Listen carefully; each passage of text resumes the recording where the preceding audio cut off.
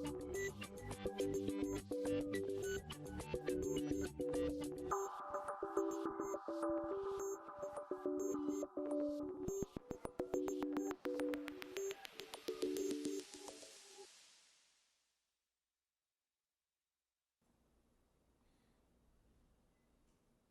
de volta, pessoal. A gente está falando aqui da crise ucraniana. A crise ucraniana é uma das favoritas para as questões que eu imagino para vocês. Obviamente que quando você imagina uma questão que o cara queira falar da geopolítica internacional, ele pega um determinado conflito para estabelecer pontes com análises mais relevantes. Então, assim, não vamos ficar aqui discutindo que o presidente era Viktor Yanukovych e virou Petro Poroshenko. Isso é complicado para a gente, até o nome é complicado. Então, pensa só o seguinte. A Ucrânia tinha um determinado líder. Esse líder ucraniano fazia o clássico de todos os líderes ucranianos. Tem que pagar pedágio lá para o presidente russo. Então ele é um cara que não faz um movimento para a ocidentalização da Ucrânia porque ele teme a Rússia. A população ucrânia, majoritariamente, a do Ocidente, quer esse movimento. Ele não faz, a população vai para a rua, protestos, derrubam o presidente. Coloca um presidente novo, Petro Poroshenko, para fazer o movimento para o Ocidente. E ele faz. Amigo, a verdade é que isso aí é crônica de uma morte anunciada, né? Sabe a história do Putin avisou? Ele já tinha sinalizado. Talvez os ucranianos acreditassem na intervenção estadunidense, talvez na força da União Europeia, que a Rússia, a Rússia vive de vender energia para a Europa. Então talvez temesse que o boicote iria atrapalhar, mas isso é uma faca de dois gumes. Ao mesmo tempo que a Rússia vende petróleo para a Europa, e gás principalmente, a Europa depende dela. E outra coisa, não esqueça da China, que eu vou falar dela daqui a pouco, pode ser que a China seja uma válvula de escape para a Rússia. Então o fato não foi uma baita novidade para quem acompanhava os noticiários, no momento que a Ucrânia fez o movimento pró-Ocidente, era previsível a retaliação russa. Na prova de vocês não cai porque eles cortaram em 3 anos. Mas uma prova de história, na verdade nós tivemos exatamente isso que está acontecendo agora há 6 anos, na Geórgia. É só procurar o noticiário de 2008 que você vai encontrar isso. A Geórgia, que também é uma ex-república soviética, também negociava uma aproximação com os Estados Unidos. O Putin joga tanto esse jogo de geopolítica que ele invadiu porque ali foi invasão, tá? Na Ucrânia não foi. Na Ucrânia o Putin tem o argumento de que ele não entrou lá. E o que o Ocidente fala é que ele não entrou, mas ele estimulou o movimento autonomista da população local. Na Geórgia não, foi amigo. Foi lá e tapa na cara, foi invasão. Não vou chamar de guerra também, né? Porque uma guerra da Rússia contra a Geórgia é brincadeira, não tem nem graça, não é nem para torcer. Mas o fato ele pegou o dia da Olimpíada de Pequim, da abertura, o mundo todo olhando para a China, e ele foi lá e invadiu. Mesmíssima história. Uma ex-república soviética, uma área que a Rússia considera sua área de influência, faz um movimento para o Ocidente e sofre a retaliação. Entendeu? Então, no caso ucraniano, me parece que você tem que saber 3 coisas. Primeiro é um fato, tem um pedaço da Ucrânia que foi para o saco, que é a Crimeia. Putin diz que não anexou a Crimeia. A população local fez um plebiscito, aprovou a independência e se uniu à Rússia. Tá? Aí acreditar até em coelhinho da Páscoa, né? Segunda coisa, há um risco grande de fragmentação territorial da Ucrânia. Por quê? Aquele mapa, volta aqui rapidinho, é esse mapa aqui. Porque a parte leste da Ucrânia tem população ou expressivamente ou majoritariamente russa, e a parte oeste, a esquerda, a parte ocidental, é uma população ucraniana. Esse é o segundo ponto. E terceiro ponto, me parece que essa questão vai além da Ucrânia. Isso é um jogo de xadrez e a Ucrânia, na verdade, é um peão nesse jogo. O que está se discutindo aí é uma Europa Ocidental e uma OTAN que cresceram para a área de influência da Rússia ou a área que a Rússia considera sua, e uma Rússia que já não está tão fraca quanto dos anos 90, não é a União Soviética, é verdade, mas não é a Rússia do ocaso geopolítico. E o Putin vai lá e delimita, né, a sua área de influência. É uma nova Guerra Fria, como parte da imprensa se apressou a chamar? Acho um pouco exagerado. A Rússia é uma potência como na época da Guerra Fria? Não, não é. Mas ela é muito forte em termos militares. Tranquilo? Legal? Ficou bem mesmo? Então vamos avançar, né? Porque a nossa jornada é longa. Ó, uma última tentativa de você entender aí o conflito. Dá uma olhada. Entenda o conflito envolvendo Ucrânia, crise na Ucrânia. Aí tem aqui um mapa. O país é grande, é um país com solos férteis, tem importante agricultura. Maioria que fala ucraniano, maioria que fala russo. Lembrar que esse pedaço que é a Crimeia, como eu já te disse, já foi incorporado pela Rússia. Aí tem umas coisas também, né, que são impressionantes, né? A história desses povos é uma história muito longa. A verdade é que a Crimeia era da Rússia. Enquanto era a União Soviética, que era uma coisa só, a Crimeia foi da Rússia até os anos 50, aproximadamente. Aí um presidente da União Soviética, chamado Nikita Khrushchev, resolveu passar, era tudo igual mesmo, era tudo junto, ele resolveu passar a Crimeia para a Ucrânia. Então, obviamente que os russos consideram, até por causa da história, a Crimeia como parte do seu país. Outra coisa, há pouco eu ironizei lá o tal do plebiscito e a votação pela independência. A verdade, pessoal, é que nessas relações internacionais, ninguém está de bobeira, né? Todo mundo tem um discurso muito idealista, global, mas as potências defendem o próprio interesse. Tem uma fala do Putin sobre essa...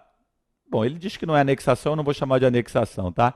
Sobre essa integração da Crimeia à Rússia, que é uma fala sensacional. Ele cita o presidente Bush, então você imagina o Putin citando o presidente americano e fala assim: como disse o presidente Bush, na ocasião do conflito em Kosovo, Kosovo é um pedaço da Sérvia, que também declarou independência e a Sérvia não queria. Só que lá o americano queria. Adivinha o que os americanos fizeram? Reconheceram a independência. Então acompanha. Era um pedaço de um país que queria meter o pé. E o país não quer deixar. Esse pedaço declara independência, que é o Kosovo, e os americanos reconhecem. E o presidente Bush, a Condoleezza Rice, na verdade, que era a secretária dele, fala assim: não podemos ir contra o desejo de autodeterminação de um povo, né? O direito de autodeterminação. O que o Putin fez agora? Citou o Bush. Olha, como disse o presidente Putin, não podemos ir contra a autodeterminação do povo. Olha que sacana, né? Ele pega e diz o seguinte: olha só, é a mesma lógica. Agora, se é a mesma lógica, por que ele, Putin, não deixa o pessoal da Chechênia declarar a independência? Eles também querem autodeterminação. Amigo, não tem ninguém limpo nessa história. Cada grande potência está ali tentando delimitar a sua área de influência. A diferença é que nós tivemos uma grande briga durante a Guerra Fria, depois tivemos uma decadência russa nos anos 90 e agora uma retomada. E essa retomada dá uma animada no xadrez geopolítico. Beleza? Legal? Então vamos lá. Isso aqui já foi. Bom, aqui uma notícia, tá? Eu não estou acreditando que a tua prova seja uma prova de notícia de jornal. Eu acho que a notícia de jornal vai pedir análise, por isso que eu estou focando a aula na análise. Mas se por acaso pintar alguma notícia, essa foi uma das importantes. Nessa quinta-feira, dia 17, um avião da Malaysia Airlines foi abatido por um míssil terra-ar. Todas as... Pô, isso aí foi terrível, né? Era um avião de passageiros indo de Amsterdã para, acho que era Kuala Lumpur, se eu não me engano, na Malásia, e ele passou em cima do espaço ucraniano, a porrada comendo entre separatista e exército.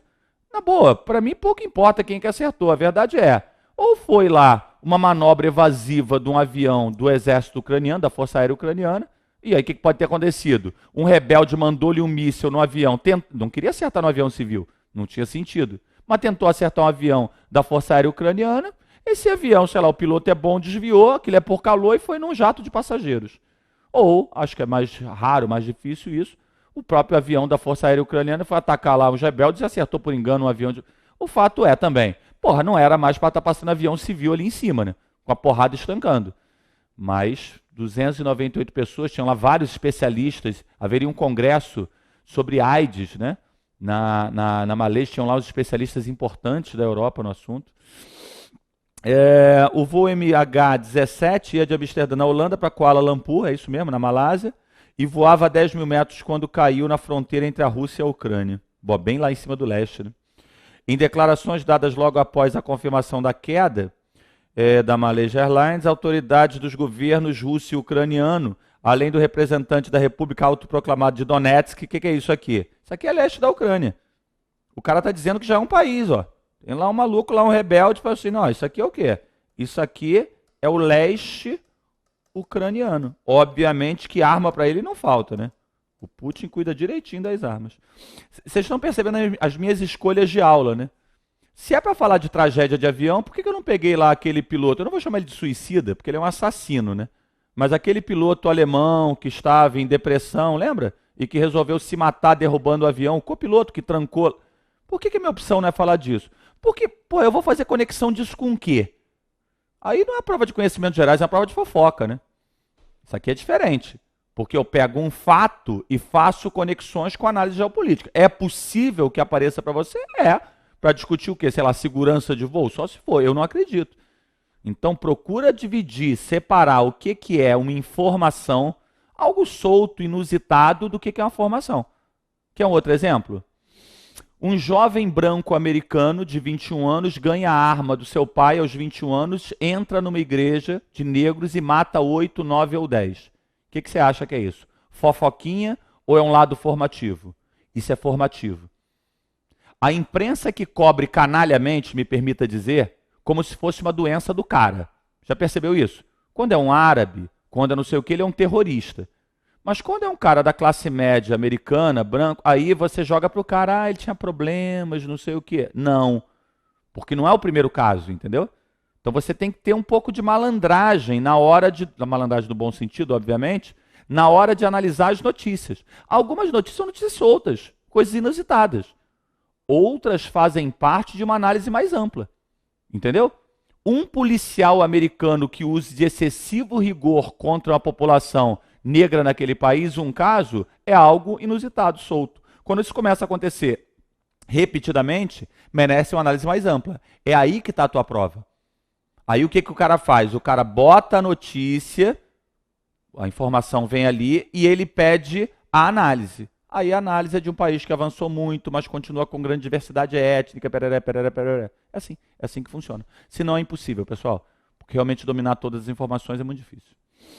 Bom, acho que não precisamos mais ler sobre isso, então você já entendeu qual é a lógica da derrubada desse avião. Aqui a cronologia. Isso aqui é um bom resumo, vocês têm acesso a esse material, isso aqui dá um resumo legal. Então, assim, decorar o nome dos presidentes? Pô, ainda mais o ucraniano, não precisa. Mas é saber que essa troca de poder é importante. E foi recente, ó. Está bem no prazo da tua prova. A cronologia da crise da Ucrânia, como a crise começou. Em novembro de 2013, o então presidente da Ucrânia, Viktor Yanukovych, se recusou, então ele tinha medo do Putin, se recusou a assinar um acordo com a União Europeia e fez pacto com a Rússia, por um pacote de ajuda de 15 bilhões de dólares de Moscou e pela redução do preço do gás russo. É o que eu estou te falando. A Rússia reconstruiu sua economia em cima de energia. Milhares de pessoas foram às ruas para protestar e derrubar o presidente. Beleza. Moradores da fronteira alinhados com Putin, então, se rebelaram com o que chamaram de golpe de Estado. Ainda tem isso, né? Esse pessoal do leste da Ucrânia fala que o presidente atual não é presidente, porque ele não foi eleito. Ele é um golpista. Presidente é Yanukovych. Aliás, fugiu para onde? Fugiu para a Rússia. É interessante isso, né? Você lê na CNN, você lê no, sei lá, no Washington Post, no New York Times, na BBC, uma coisa. Se você for lá olhar o jornal russo, o site russo, tem em português inclusive, a Voz da Rússia, você vai ver a mesma notícia tratada de forma completamente distinta. Tranquilo? Eleições extraordinárias na Ucrânia foram convocadas após a queda de Yanukovych. Em fevereiro, em meio ao conflito entre forças ucranianas e separatistas pró-Rússia, o tempo todo é a mesma coisa, que já matou, bom, isso aí já matou muito mais gente. Em maio, o milionário Petro Poroshenko, o rei do chocolate, não sabia que ele era o rei do chocolate, não, venceu em primeiro turno, ele apoia as ações militares contra o movimento, e é o cara da autonomia, né? Desde abril, separatistas ocupam prédios públicos em Lugansk, Donetsk, Slaviansk, que linguinha, hein? No leste do país, fronteira com a Rússia. Bom, isso aí a gente já viu, e aí é a divisão, né? É o risco dessas repúblicas populares independentes. O choque da Rússia com o Ocidente ressuscitou linguagem e práticas da Guerra Fria, isso é muito importante. A Ucrânia acusa a Rússia de patrocinar e dar armas aos rebeldes. Já Moscou diz que Kiev faz operação punitiva. Eu lembro sempre de uma frase: numa guerra, a primeira coisa que morre é o quê, pessoal? A verdade. Numa guerra, a primeira coisa que morre é a verdade. Isso aí, você não vai saber nunca o que aconteceu, quem tem a razão, porque ali o que você tem é o quê? É a troca de acusações para você ganhar o seu público, né? Então, o culpado é sempre o outro. Pam. As relações entre os países estão abaladas desde que a Rússia reconheceu o Levante apoiado pelo Ocidente e anexou a Crimeia. A posição de países sobre a crise varia de acordo com as relações comerciais que cada um tem com a Rússia. Agora o Brasil vai entrar na aula, hein? Os Estados Unidos impõem sanções e ameaçam. A União Europeia depende do gás russo, mas ofereceu dinheiro à Ucrânia. A proximidade faz a Alemanha parecer comedida, enquanto a França é mais agressiva. A Alemanha depende mais da energia também do que a França. Tudo isso aí veio lá de onde é isso? Do UOL. O Reino Unido tenta falar alto, mas não tomaria medidas concretas contra a Rússia. A China permanece em silêncio. Onde é que o Brasil entra nessa história? Somos claramente ocidentais. Mas o Brasil, que quer ser grande na geopolítica internacional, não é tratado como grande pelo G7. Quem é o G7? Os ricos clássicos. Estados Unidos, Japão, Alemanha, França, Inglaterra, Itália, Canadá. Sentiu falta de alguém? Da China? A China é a segunda economia mundial, mas ela não é do G7. Os G7 são os ricos de sempre. E aí vem uns caras que estão crescendo agora por fora, e que já é o segundo do mundo como a China, é o sétimo do mundo como o Brasil, e se une nos chamados BRICS. Então o Brasil, eu não tenho dúvida que a nossa ligação histórica é com o Ocidente. Mas o jogo que o Brasil vem jogando é um jogo de aproximação com os emergentes, na seguinte crença: eles vão questionar essa ordem mundial estabelecida por aqueles poderosos. Exemplo, para a tua prova, eu arriscaria o Conselho de Segurança da ONU. Eu acho que é uma boa questão de prova de conhecimentos gerais. Primeiro porque eu posso fazer uma questão de história e de geografia, ou seja, de base e de atualidade. Em que sentido? De quando é a ONU? Não é de 45? Quem são os poderosos na ONU? Os poderosos de 45. Quer ver um exemplo bom para isso? Alemanha e Japão são muito poderosos na ONU? Não são. Eles não são membros permanentes do Conselho de Segurança da ONU. E por que eles não são? Se o Japão é o terceiro PIB do mundo, se a Alemanha é o quarto e maior economia da Europa, comandante da União Europeia? Porque a ONU é de 45. Se ela é de 45, Japão e Alemanha naquele momento são os derrotados da guerra. É a Alemanha nazista que acabou de morrer ali. Entendeu? Então olha que curiosidade. Se você pegar a estrutura da ONU, 5 países são mais poderosos. São os 5 membros permanentes do Conselho de Segurança. São os que podem vetar qualquer... É bizarro esse poder, né? Podem vetar qualquer decisão. Esses 5 países não podem perder na ONU. A votação pode dar 200-1. Se um deles votou contra, não é aprovado. Quem são esses 5 países? Estados Unidos, Inglaterra, França, era a União Soviética, agora é a Rússia. Quem são esses 4? Os ganhadores da guerra, os aliados. Estados Unidos, Inglaterra, França, Rússia. E chamaram a China. A China não está lá porque ela é poderosa, ela foi chamada. Por acaso, depois ela virou poderosa. Então, no mundo atual, nós temos uma relação de força que envolve uma série de variáveis. Só que, concretamente, 5 países são mais poderosos na estrutura da ONU, porque eles podem vetar qualquer decisão. Quem você acha que está reclamando dessa situação? Você acha que é uma ação de Ruanda, Burundi, Haiti, Honduras contra isso? Porra, não dá. Não dá para esses caras terem uma ação contra isso quando eles não são poderosos. Quem reclama é o Japão. Quem reclama é a Alemanha, o Brasil, a Índia, a África do Sul. Nós, em geral, aqui no Brasil, não levamos isso muito a sério. Mas o pleito brasileiro de fazer parte do Conselho de Segurança da ONU, ele é de embasamento indiscutível. Imagina, a ONU quer representar o mundo, e ela quer representar o mundo e não tem nenhum latino-americano, não tem nenhum africano, não tem a Índia, parei aí, não tem a Índia, parei de brincar. Ué, o que a Índia tem de especial? Não, nada de especial. Tirando o fato de ter 1 bilhão e 200 milhões de pessoas, tirando o fato de praticamente 5 pessoas no mundo, uma ser indiana, porra, como é que a ONU vai ter respeitabilidade como órgão que efetivamente representa o mundo, se na prática os 5 países que são representados ali são basicamente 2 europeus, 1 euroasiático, 1 asiático e 1 norte-americano. Entendeu? Então é possível que essa questão aqui, ela saia para um outro lado, que é o lado do Conselho de Segurança da ONU. O Brasil está jogando um jogo que é uma tentativa de ter maior respaldo internacional. Outro detalhe importante. Por que a ONU não se mete na crise da Ucrânia? Porque a ONU faz intervenções em outras crises do mundo. Por que não na da Ucrânia? Como? Se botar na mesa, a Rússia na mesma hora veta. Não é só a Rússia que faz isso, né?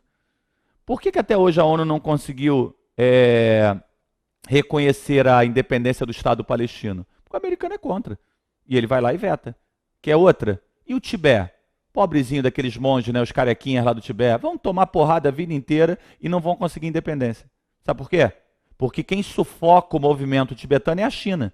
E a China não só é muito poderosa, como é membro permanente do Conselho de Segurança da ONU. Percebeu? Tá aí uma questão boa.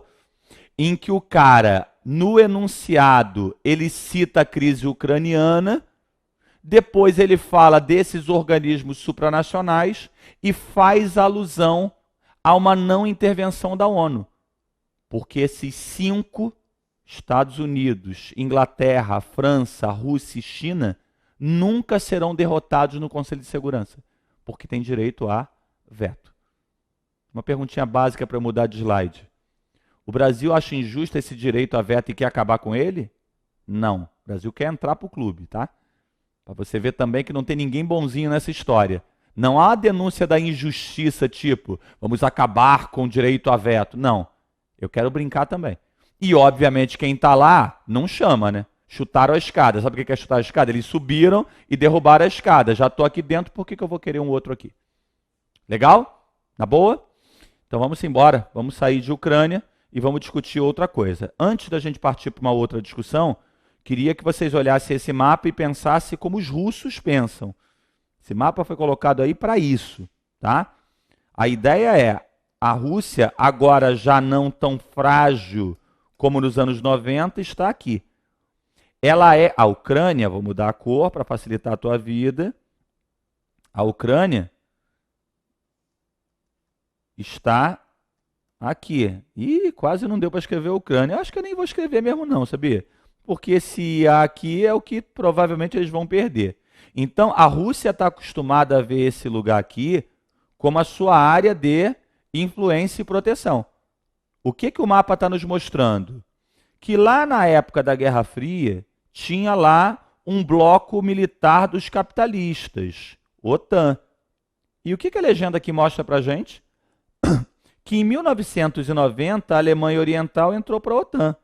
Que em 1999 a Polônia, a República Tcheca, Eslovênia, a Hungria. Pessoal, olha para o desenho que eu estou fazendo, para os rabiscos que eu estou fazendo, com o olhar russo. O olhar é, eles estão vindo para cá. E eu, de alguma maneira, tenho que fazer o quê? Minha área de proteção. E a Ucrânia pagou o pato. Tranquilo? Foi? Então acho que agora a gente já está com isso superado. Vamos só botar o Brasil na brincadeira. Rússia quer Brasil no lugar dos Estados Unidos na venda de frango. Quer dizer que os americanos vão fazer um boicote à Rússia por causa daquela crise? Precisam dos franguinhos aí na Rússia? Nós vendemos. Precisa de carne bovina? Nós vendemos. Fazemos qualquer negócio. Então fica ligado que, além da discussão geopolítica, militar, existe a discussão econômica. São 130 milhões de russos, um poder aquisitivo razoável, um país hoje com recursos financeiros graças a essa reconstrução econômica de base energética, e aí os BRICS podem funcionar. Só acho que o Brasil não deve fazer contrato temporário. Tipo, no momento que tem o bloqueio, no momento que existe lá o conflito, a Ucrânia precisa do alimento. Aí isso muda o quê? Tem que ser um contrato mais sólido, né, de mais tempo. Mas a notícia foi assim, ó. O governo russo disse nessa sexta-feira, dia 8 de agosto, desejar que o Brasil ocupe o lugar dos Estados Unidos como fornecedor de frango ao país. Imagina Sadi e Perdigão ouvindo essa notícia, né? Em volume que chega a 200 mil toneladas ao ano, informou uma fonte do governo brasileiro. A Rússia já havia anunciado que pretende aumentar a importação de carnes brasileiras, além do frango, suínos e bovinos, a partir de setembro. Durante encontro entre representantes dos dois países, o governo russo também informou que planeja comprar frutas, para aí vai, então aí mostra a aproximação econômica. Ainda não se falou em números. A Rússia decidiu bloquear a importação de carnes, frutas, legumes e leites derivados e nozes. Pô, nozes? Como resposta às sanções econômicas impostas por norte-americanos, europeus e australianos. Olha como é que é australiano e ocidental. Onde está o americano e o inglês hoje, o australiano está junto. Pela ação russa na Ucrânia. O bloqueio entrou em vigor esse mês e vale por 1 ano ou até que as sanções sejam revistas. O Brasil já é um dos principais fornecedores de carne da Rússia. Aprenda uma coisa, cara. O Brasil é potência do agronegócio. A questão do Brasil é, nós temos a 5ª população do mundo, somos 200 milhões. Nós temos um território que também é o 5º do mundo, a Europa inteira cabe aqui dentro. E isso é que cria na gente um discurso até muito crítico e ácido. Você sabe que o brasileiro, ele em geral critica o próprio país no nível superior do que ocorre em outros países. Às vezes até de uma maneira um tanto quanto equivocada, né? Vendo no mundo exterior ao Brasil coisas melhores do que elas realmente são. Isso é uma característica daqui, mas é compreensível. Isso que o Nelson Rodrigues chamou de complexo de vira-latas, tá? É compreensível que o país tem muito potencial. A gente não é a Bolívia, o Paraguai, Suriname. Então você pega, pô, o tamanho do país, tamanho da população, e a gente não chegou lá, não virou desenvolvido, criou essa população meio esquizofrênica, que é a população brasileira, né? Que ela oscila entre se achar o melhor do mundo, Deus é brasileiro, e se achar o lixo da história. É mais ou menos isso que define aí parte da população. Agora, esse país, ele tem algumas coisas que mesmo errando, a gente continua vencendo. Então, o agronegócio brasileiro, por exemplo, hoje, o Brasil só exporta menos do que os Estados Unidos. Os Estados Unidos é a maior potência do agronegócio. Antes que alguém fale assim, vender frango é mole. Pô, engraçado, a maior potência do agronegócio é os Estados Unidos. Não é jogo de país pobre, não. Porque não é uma produção comum, é uma produção hoje também muito tecnológica. Então, os Estados Unidos hoje é a maior potência do agronegócio. O Brasil é o segundo. Só que o Brasil usa muito menos espaço do que eles. Então, o potencial de crescimento é grande. O problema todo é que o Brasil é grande assim, é vendendo frango, soja, é mercado consumidor. O que está faltando, tirando raras exceções, é o pulo. Geralmente, quando você vai fazer uma ode à tecnologia brasileira, qual é a empresa citada? Normalmente a exceção não é a Embraer, porque aviões brasileiros voam pelos céus do mundo todo e tal. Às vezes a Petrobras. Petrobras num péssimo momento por uma série de questões, mas em termos técnicos, a empresa que explora petróleo em maior profundidade no mundo. São raros os exemplos, entendeu? A Embrapa, que é essa de agronegócio, o que falta ao Brasil é pegar um potencial de território que é muito grande, um potencial de mercado consumidor que é muito grande, que faz a economia ser grande, e conseguir viabilizar desenvolvimento em setores mais avançados. Vou te dar um exemplo muito recente. Leu a notícia do fechamento do HSBC no Brasil? O HSBC é um banco grande pra caramba no mundo. Capital inglês, Taiwan, China. Agora, é difícil se criar aqui, cara. Porque você pega um Bradesco e Itaú da vida, muito estabelecidos, consolidados, eles têm um domínio de mercado que é grande demais. Como você não vai pegar uma empresa de alimento de fora, vai entrar aqui e vai dar na cara da Sadia e Perdigão, não vai não. Ou uma de cerveja, nem a Heineken, que é muito forte, vem aqui e dá na cara da Ambev, não. A Ambev sentiu que não ia dar para enfrentar a Heineken com Skol, Antártica e tal. Faz o seguinte, traz a Stella Artois para cá. O que é a Stella Artois?